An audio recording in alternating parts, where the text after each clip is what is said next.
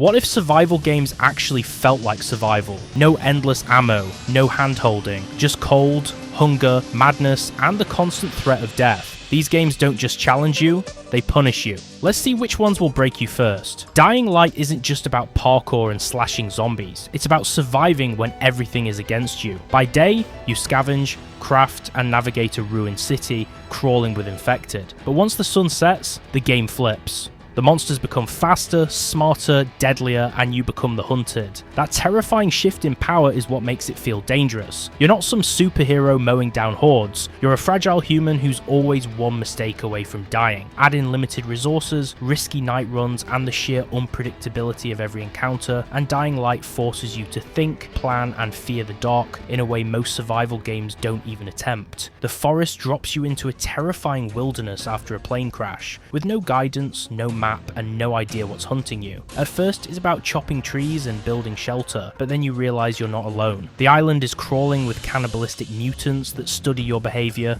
stalk your camp, and attack when you're weakest, often in complete silence. What makes it truly dangerous is the constant pressure. You never feel safe. Even in broad daylight, there's a threat lurking just out of view, and when night falls, those threats surround you, test your defenses, and punish you for letting your guard down. Survival here isn't about leveling up, it's about holding on to your sanity. In Project Zomboid, death isn't just likely, it's inevitable. This is the most brutally realistic zombie survival sim ever made. There's no main quest, no heroes. Just one question: how long can you last? Every decision matters. Leave a door open, eat spoiled food, or make noise, and you're done. Infection spreads invisibly. Your character grows tired, bored, sick, or injured in real time. And the longer you survive, the more the world decays, forcing you into increasingly desperate situations. The zombies never stop, they don't get bored, they will find you. What makes Zomboid so dangerous is that it doesn't play fair, and that's exactly why it's unforgettable. Green Hell traps you in the Amazon rainforest with no memory, no help, and no forgiveness. It's one of the most punishing survival sims ever made. You're not just fighting hunger and thirst, you're fighting infections, parasites, mental breakdowns, venomous snakes, and the slow decay of your sanity. Every cut can kill you.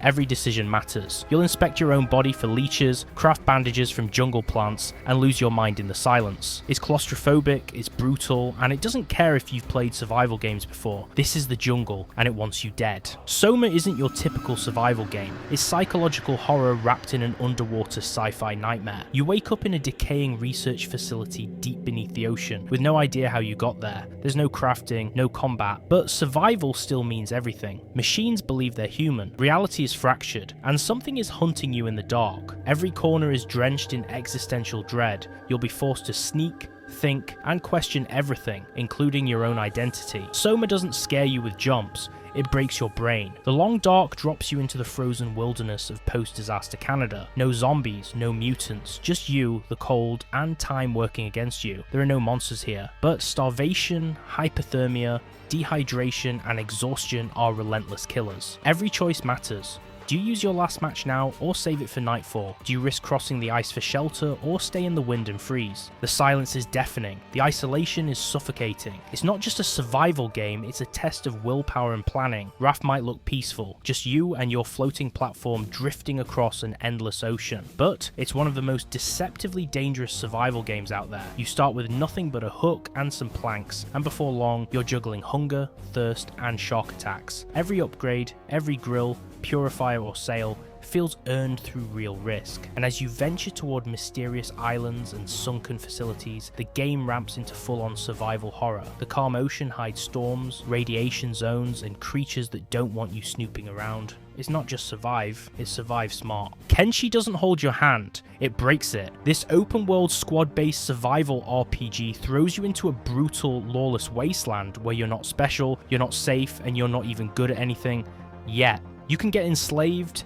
eaten, robbed, or left to bleed out in the dirt within minutes. The game's world is completely dynamic. Factions fight, traders die, wars happen, and you're just another pawn trying to stay alive. Survival means grinding through weakness until you forge a squad of cyber samurai killers or stealthy thieves who can carve out their own piece of the world. No level scaling, no mercy. just raw, dangerous freedom. Don't let the cute visuals fool you. Astroneer can be a cold, silent killer. This space survival sandbox may start with colourful planets and chill vibes, but the real danger kicks in when you're stranded without oxygen, deep below the surface or miles from your rover. One wrong step in a cave and it's a permanent drop into darkness. Toxic gas, suffocating terrain, and sudden storms mean every expedition is a risk. Managing your life support, building your tether network, and not getting lost in the vast alien wilderness is the real challenge. It's survival in a vacuum, literally, and it hits hard when you're out of air with no one to call for help. Set in a brutal, post-apocalyptic world, Days Gone throws you into the shoes of Deacon St. John, a biker navigating through forests, highways, and crumbling towns infested with feral zombie hordes. But these aren't your typical slow walkers. Freakers move in swarms, and if you get caught out at night or in the wrong place, you're done. The game's dynamic weather and day-night cycle affect enemy behaviour, and even a well-stocked survivor can get overwhelmed. Between managing your bike's fuel, crafting on the go, and constantly scanning for ambushes, the tension never drops. It's not just about killing zombies, it's about never letting your guard down. Drop a comment with your favourite survival game or one I missed, smash that like button, and hit subscribe so you don't miss what's next. Those two videos on screen, you're going to want to watch those next.